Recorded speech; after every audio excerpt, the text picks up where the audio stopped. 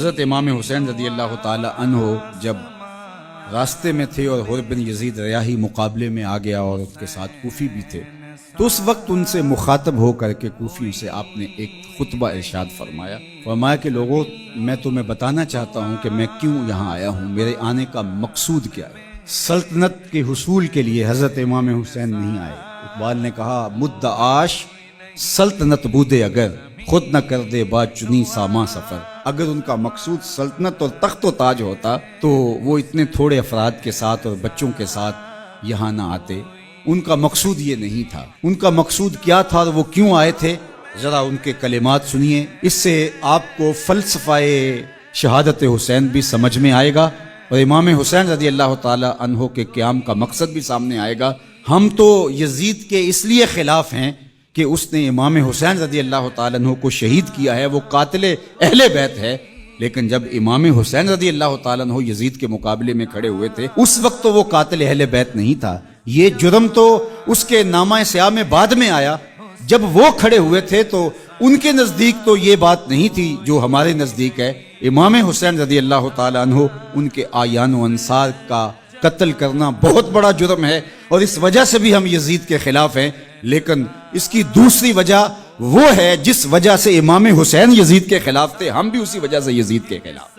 اب وہ کیا وجہ تھی جو امام حسین رضی اللہ تعالی عنہ نے بیان فرمائی؟ یہ کوئی مبہم وجہ نہیں ہے، یہ زمانے تک پہنچی نہیں ہے۔ یہ الگ بات ہے کہ کربلا کو ایک کہانی اور ایک قصہ بنا کر کے جو ہے وہ لوگوں کے اندر مروج کیا گیا اور اس کی معنویت، اس کی حقیقت اور اس کی مقصدیت پر پردے آ گئے۔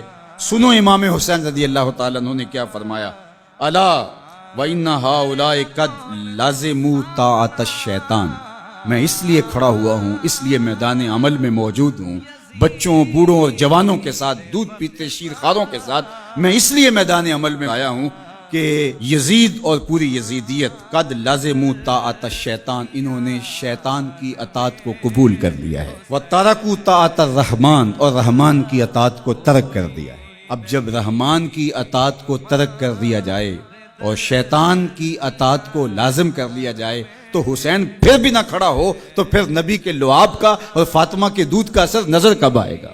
اللہ اکبر۔ اہل بیت کو سفینہ نوح کی مثال قرار دیا اور وہ کشتی ہیں، اور جب طوفان آئیں گے تو کشتی اس وقت کام دے گی۔ اگر کوئی فوج میں بھرتی ہو اور جب جنگ لگے تو اس وقت وہ چھٹی پہ چلا جائے، تو یہ سوائے لطیفے کی اور کیا ہو سکتا ہے؟ جب حضور نے اہل بیت کو کشتی قرار دیا تو جب امت پر طوفان آیا اور شیطنت پورے جوبن پر آئی، اگر یہ کشتی آج نہیں کام آنا تھا تو پھر کب کام آنا تھا؟ اس لیے حسین ابن علی کو اس وقت کھڑا ہونا پڑا، اس لیے کہ کشتی نے طوفانوں میں ہی تو کام آنا ہے اور طوفان تو بفر چکے ہیں۔ انہوں نے قد لازموا طاعۃ الشیطان، شیطان کی اطاعت کو لازم کر لیا تھا، وترکوا طاعۃ الرحمن، اور رحمان کی اطاعت کو ترک کر دیا تھا، وَأَظْهَرُ الْفَسَادِ، اور فساد پپا ہو گیا تھا، وَأَطَّلُ الْحُدُودِ، حدود شرعی کو معطل کر دیا گیا ہے، وَأَحَلُّوا حرام اللہ وَحَرَّمُوا حَلَالَهُ، اللہ نے جن چیزوں کو حلال کیا ہے اس نے حرام کر دیا اور جس کو اس نے حرام کیا اس نے اس کو حلال کر دیا۔ اب یہ ہیں یزید کے کرتوت، یہ ہے اس کا عمل۔ تو حضرت امام حسین نے فرمایا مجھے بتاؤ، جب میرے رسول کی شریعت پامال ہو رہی ہو، حلال کو حرام کر دیا جائے، حرام کو حلال کر دیا جائے، حدوں کو معطل کر دیا جائے اور فساد بپا ہو جائے، شیطان کی اطاعت کھلے بندوں کی جائے، رحمان کی اطاعت ترک کر دی جائے، تو جس کے پاس کشتی ہے اس طوفان میں، کیا وہ اب بھی میدان عمل میں نہیں آئے گا؟ تو کہا حسین ابن علی اس لیے آیا ہے کہ اس وقت حسین ابن علی کا ہی آنا بنتا تھا، اس لیے کہ پیغمبر کی گود میں حسین ابن علی ہی تو کھیلا تھا، اس لیے آج حسین ابن علی میدان عمل میں موجود ہے۔ اللہ اکبر۔ یہ تھا مقصد حضرت امام حسین رضی اللہ تعالیٰ عنہ کا۔ نہ تخت و تاج کی چاہت تھی، نہ کوئی بغاوت تھی اور نہ جلد بازی کا نتیجہ تھا، بلکہ بہر حق در خاک و خوں غلطی داست۔ مقصود حضرت امام حسین رضی اللہ تعالیٰ عنہ کا حق کے لیے خاک و خون میں اپنے آپ کو ملانا تھا، پس بنائے لا الہ گردی داست، اور لا الہ کی بنا کو حضرت امام حسین نے قائم